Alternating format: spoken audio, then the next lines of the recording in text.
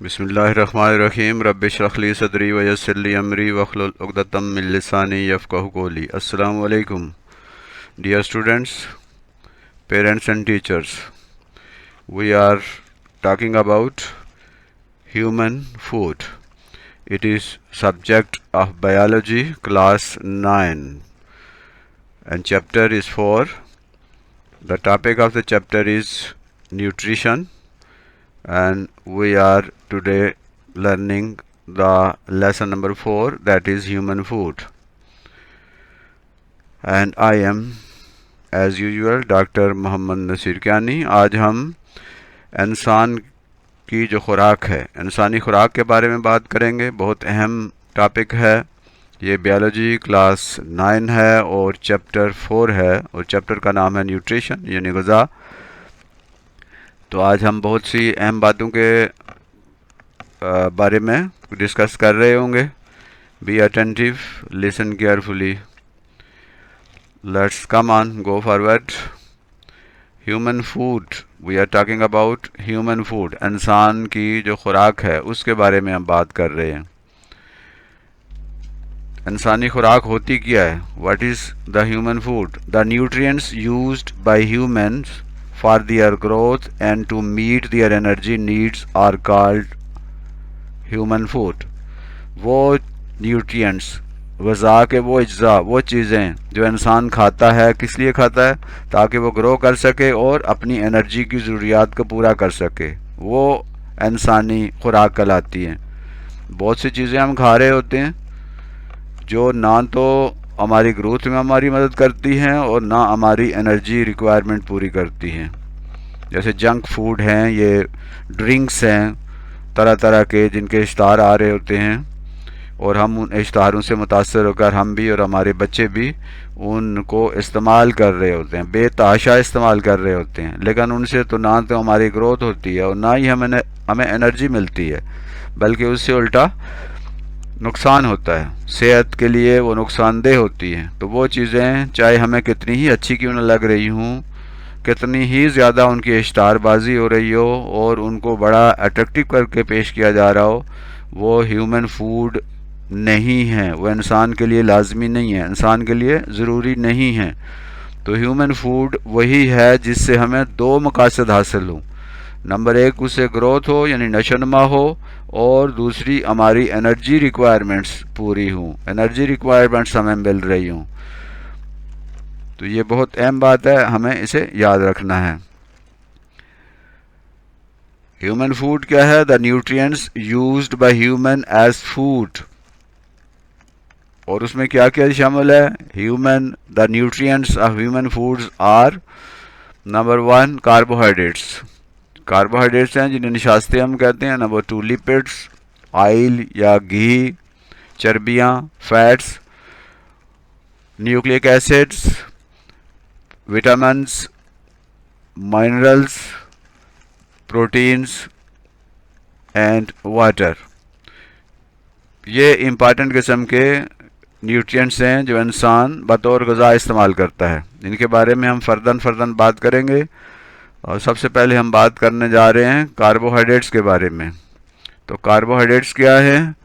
Carbohydrates are the compounds of carbon and hydrogen. Carbohydrates ये organic compounds हैं, chemistry में हम पढ़ चुके हैं। कार्बन और हाइड्रोजन के जो कंपाउंड्स होते हैं उन्हें हाइड्रोकार्बन्स कहते हैं। तो हाइड्रोकार्बन्स जो कंपाउंड्स हैं जो कि हमारे खाने में इस्तेमाल होते हैं उन्हें उन हाइड्रोकार्बन्स को कार्बोहाइड्रेट्स कहते हैं। Carbohydrates are the main component of the food. हमारी जो खुराक है उसमें ज़्यादा हिस्सा कार्बोहाइड्रेट्स का ही होता है। हम रोज़ाना जो खाना खा रहे होते हैं उसमें से एक बड़ा हिस्सा, एक बड़ा पोर्शन जो है वो कार्बोहाइड्रेट्स पर मुश्तमिल होता है।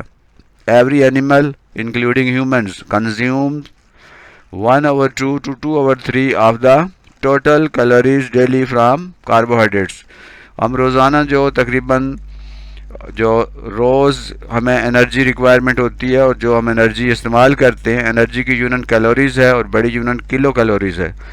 तो इंसान जो एनर्जी यूज़ करता है उसका हाफ, आधा या 2/3 3, यानी 3 में से 2 हिस्से, नियरली 66%, और 1/2 मीन्स नियरली 50% जो हमें एनर्जी हासिल होती है वो हम इन्हीं कार्बोहाइड्रेट से हासिल करते हैं। तो हमारे खाने का एक बड़ा हिस्सा कार्बोहाइड्रेट्स पर मुश्तमिल होता है। एनर्जी ज़्यादातर हमें कार्बोहाइड्रेट से मिलती है, यानी 50 to 66% एनर्जी हमें कार्बोहाइड्रेट से हासिल होती है। The most often use carbohydrate is glucose. Glucose, जो चीज़ मीठी होगी वो कार्बोहाइड्रेट होगी। ग्लूकोज जो है सबसे ज़्यादा हम यूज़ करते हैं। ये रोटी में भी होता है और जितनी चीज़ें मीठी चीज़ें हैं उन सब में ग्लूकोज होता है। कार्बोहाइड्रेट्स एनर्जी प्रोड्यूसिंग फूड्स हैं, ये एनर्जी प्रोवाइड करते हैं, एनर्जी प्रोड्यूस करते हैं। मोस्ट कॉमनली यूज फूड्स हैं ये, ज़्यादातर जो हम इस्तेमाल करते हैं खुराक, उसका जो मेजर पार्ट है 50% to 66% ये कार्बोहाइड्रेट्स होते हैं।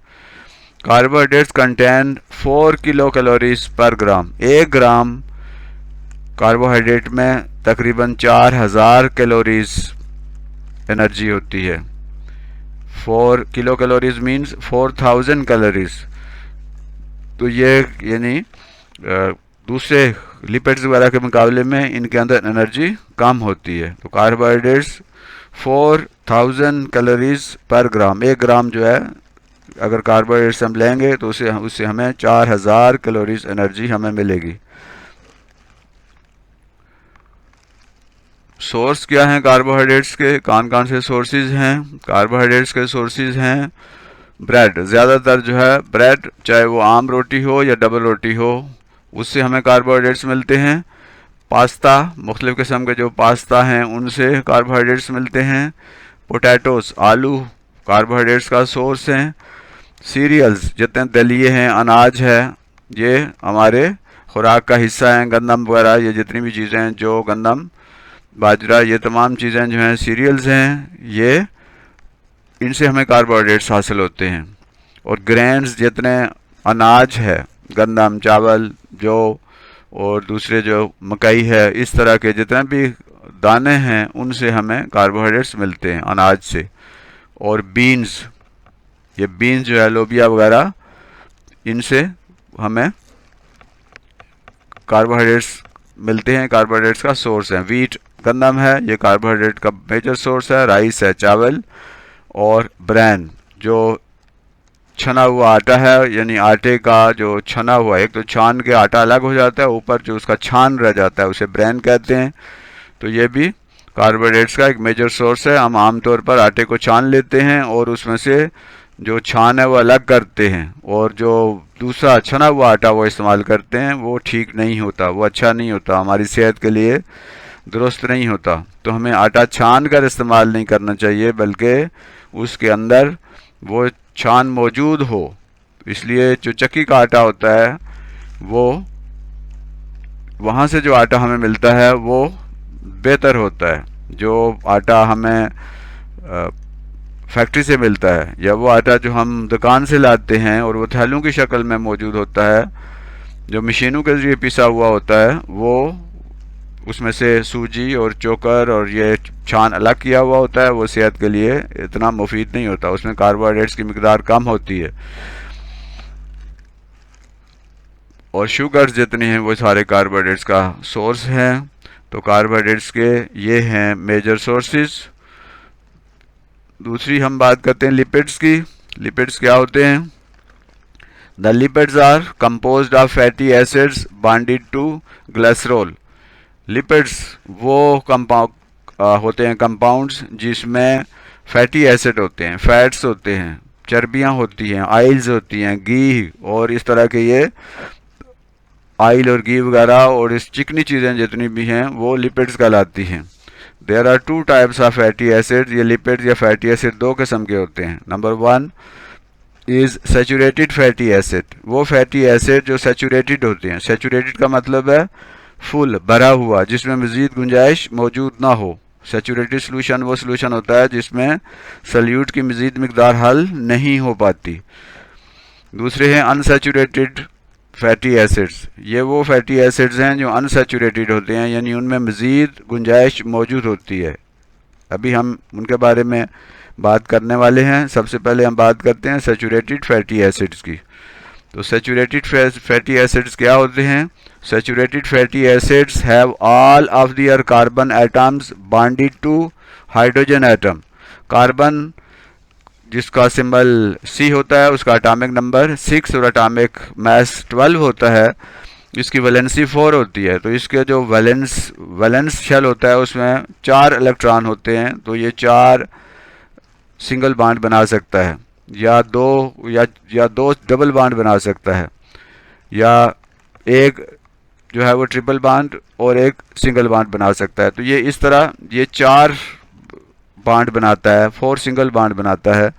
तो इसके जितने भी होते हैं कार्बन के वैलेंसी शेल में जितने कार्बन होते हैं वो सारे के सारे एंगेज्ड होते हैं, वो सारे हाइड्रोजन एटम के साथ उनका जो बॉन्ड कोवलेंट बॉन्ड बना होता है। जैसे ये कार्बन है, इसके साथ ये एक हाइड्रोजन का बॉन्ड है, दूसरी तरफ एक और हाइड्रोजन है, ये 4 इसकी वैलेंसी है। ये इसके साथ इधर कार्बन है, फिर इसके साथ हाइड्रोजन है, फिर हाइड्रोजन, फिर कार्बन, और इसके साथ आप देख रहे हैं तो ये कार्बन के जितने भी इसके चार्ज जो है 1 2 3 एंड 4, इस कार्बन को देखें तो 1 2 3 एंड 4, इस कार्बन के 1 2 3 एंड 4। तो ये कार्बन एटम जो है फुली ऑक्यूपाइड हैं, यानी 4 हाइड्रोजन एटमों से ये इनके जो बॉन्ड बने हुए हैं 4 के 4 जो हैं वो बॉन्ड बने हुए हों, कोई बॉन्ड इनका खाली नहीं है, कहीं पे कोई डबल बॉन्ड नहीं है कि वो डबल बॉन्ड टूटेगा तो कोई और उसमें हाइड्रोजन आ जाएगा। ये फुली सैचुरेटेड है, इसमें मज़ीद हाइड्रोजन जो है वो नहीं आ सकते। तो ये ऐसा जो कंपाउंड होता है उसे सैचुरेटेड कंपाउंड कहते हैं। तो ये फैटी एसिड हैं जिनमें ये हाइड्रोजन के जो बॉन्ड हैं उनके साथ ये कार्बन के एटम कोवलेंट बॉन्ड इन्होंने बनाया हुआ होता है, तो इन्हें सैचुरेटेड कहते हैं। Generally the lipids containing saturated fatty acids are solid at room temperature. इनकी एक पहचान ये है कि ये रूम टेम्परेचर के ऊपर, जो आम घर का जो टेम्परेचर होता है आमतौर पर 20 डिग्री सेंटीग्रेड को रूम टेम्परेचर समझा जाता है, उस पे ये सॉलिड होते हैं। जैसे घी है, कोकोनट ऑयल है, ये जो नारियल का तेल है, ये रूम टेम्परेचर के ऊपर सॉलिड होते हैं। तो इसका मतलब है ये सैचुरेटेड फैटी एसिड्स हैं। घी जो होता है वो सैचुरेटेड फैटी एसिड है, मक्खन है, बटर, ये सैचुरेटेड फैटी एसिड है। सबसे बड़ी पहचान ये है कि ये ऑयल होते हैं, फैट्स होते हैं, लेकिन रूम टेम्परेचर के ऊपर ये ज़्यादातर सॉलिड होते हैं। आमतौर पर कुछ ऐसे भी हो सकते हैं जो लिक्विड भी हैं, लेकिन जनरली लिपिड्स वो रूम टेम्परेचर के ऊपर they are in solid state. Example of saturated fatty acids में एनिमल सोर्स से जो हम हासिल करते हैं saturated fatty acid, poultry skins, ये जो मुर्गियों वगैरह की जो स्किन होती है वो सैचुरेटेड फैटी एसिड होता है। चर्बियाँ जो होती हैं जानवरों की फैटी, ये सैचुरेटेड फैटी एसिड होते हैं। फैटी मीट जो है गोश्त, चर्बी वाला, बटर, मक्खन, घी, फुल क्रीम, डेयरी प्रोडक्ट्स, ये जो डेयरी प्रोडक्ट्स होती हैं वो जो फुल क्रीम होती हैं वो फैटी एसिड्स हैं और सैचुरेटेड फैटी एसिड्स हैं। इसी तरह प्लांट से कुछ fatty acids, saturated fatty acid हमें हासिल होते हैं, जैसे कोकोनट है, नारियल का तेल जो है ये सैचुरेटेड फैटी एसिड है, और पाम ऑयल है, और पाम ऑयल, और ये बिवरेजेस, ये जितने हम ड्रिंक्स पी रहे होते हैं ये सारे सैचुरेटेड फैटी एसिड्स इनमें शामिल होते हैं। और क्रीमर्स जितने भी हैं जिनके अंदर क्रीम होती है, केक्स वगैरह, ये सारे सैचुरेटेड फैटी एसिड्स होते हैं। और कंडेंस्ड मिल्क जो होता है वो जमा हुआ घना दूध जो है जिसके अंदर से ये पानी वगैरह निकाला जाता है, वो कंडेंस्ड मिल्क जो है ये भी सैचुरेटेड फैटी एसिड हैं। और ये फैटी एसिड जो हैं ये सेहत के लिए अच्छे नहीं होते, इनको इस्तेमाल नहीं करना चाहिए या बहुत कम इस्तेमाल करना चाहिए, क्योंकि ये कम मिकदार में ज़्यादा एनर्जी प्रोवाइड करते हैं, और ये जब एनर्जी कंज्यूम नहीं होती तो ये जिस्म में स्टोर हो जाते हैं, जिससे हमारी सेहत जो है वो ख़राब होती है। हमारी जो आर्टरीज़ हैं और बाकी जो बॉडी फ्लूइड्स हैं वो उनके ऊपर इनका नेगेटिव असर जो है वो पड़ता है। नेक्स्ट हैं अनसैचुरेटेड फैटी एसिड्स। ये वो फैटी एसिड्स हैं जो अनसैचुरेटेड होते हैं, यानी इनमें मज़ीद हाइड्रोजन एटम्स की या किसी और एटम की गुंजाइश होती है। Unsaturated fatty acids have some of their carbon atoms double bonded, यानी इनमें जो कार्बन एटम होता है वो डबल बॉन्डेड होता है, यानी इसमें एक बॉन्ड टूट के मज़ीद उसमें गुंजाइश बन सकती है, इसलिए इनको अनसैचुरेटेड फैटी एसिड कहते हैं। Double bonded in place of hydrogen atom, तो हाइड्रोजन एटम के बजाय यानी सिंगल एटम के बजाय इनमें डबल बॉन्ड जो होता है वो है। जैसे आप देखते हैं ये यहाँ पर ये डबल बॉन्ड है, ये भी डबल बॉन्ड है, तो ये अनसैचुरेटेड फैटी एसिड्स हैं, यानी ये बॉन्ड टूट सकता है और इनकी जगह यहाँ एक हाइड्रोजन और यहाँ पर भी एक हाइड्रोजन मज़ीद आ सकते हैं।